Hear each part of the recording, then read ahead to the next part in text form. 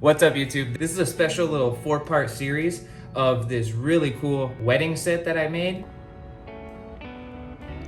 I broke up the whole leather crafting process into 4 pieces, kind of the first 25%, the second 25%, and so on. I decided it would be super cool and interesting to kind of give you little segments from start to finish, rather than kind of brush over all the steps of the process on every project. So you could actually watch something be made from start to finish, all across 4 separate items. This is video 3, where we are actually adding color and kind of making that tooling come to life and giving it a little bit more character rather than just having a raw leather color. So this was a pretty fun project. We had some pretty funky colors going here. We went with like a really cool deep red for the floral pieces of this, but we're gonna start out here by painting the borders black, getting nice and up against that floral. This is going to give us just really good kind of contrast between the floral and the border itself.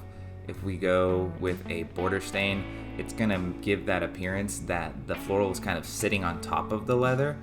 For the most part, I do a darker stain on the border of most projects. I know some people don't like the look of it.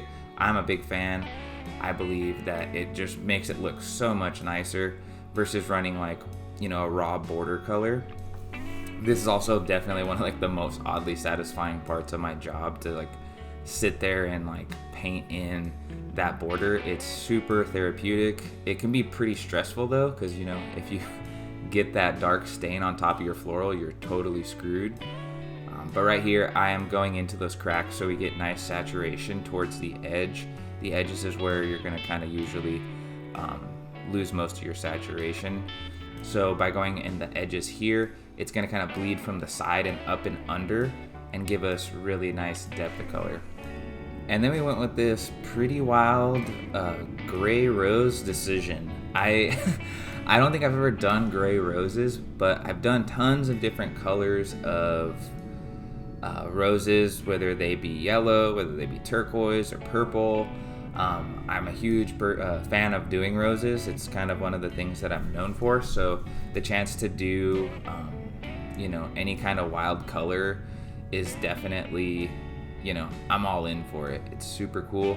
I like how we went with, such an oddball color combo with the gray, the black, and then the red. And then with that red, we're gonna come in last. I usually use like a liquid stain for the red on my floral stuff, just because it gives, I feel like, a deeper color.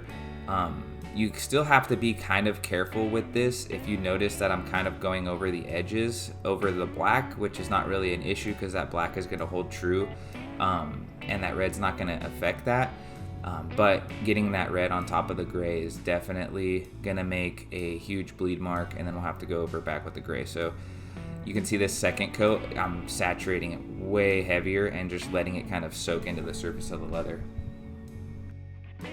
Then this step, I like to call this stuff the forbidden milk.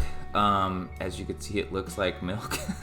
But this product is what they call like a resist type product. This basically creates a barrier over the top of the leather. So whenever you go to stain it, it doesn't darken up really hard. If you'll notice here, as I'm staining this, you'll see the light spots is where that resist went, and then those dark spots around the outside is where that resist didn't go. Then the next thing we do here is gonna do the edges really quick. This is gonna kind of round off the corners of the piece, so it's not just like this hard right angle.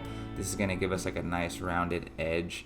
It's just a lot nicer, of a feel and a look. And then we're gonna go in with doing the borders black, and as you can see, or the edges black, and as you can see, it just gives the piece just such a finished look. Like this is almost like a black piece of leather and that red is sitting on top. And there she is. I really had a fun time doing this kind of, out of the box color palette. Super fun.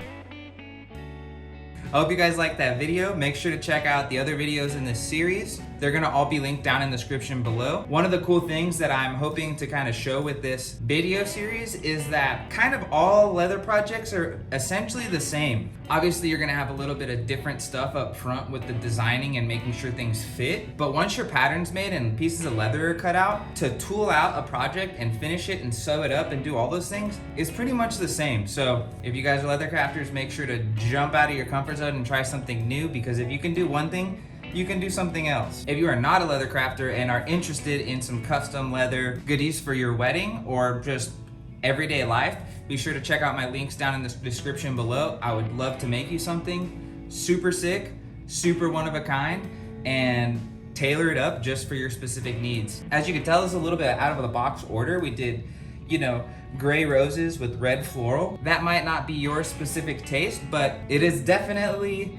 this nice, ladies. And that's one of my favorite parts of the job, is just being able to bring other people's ideas to life and make them functional pieces of art that they can use and hold on to for a really long time. If you liked that video, make sure to like, comment, subscribe, all that obligatory YouTube stuff. Check out my other videos, all the links down in the description below. Thank you guys for watching.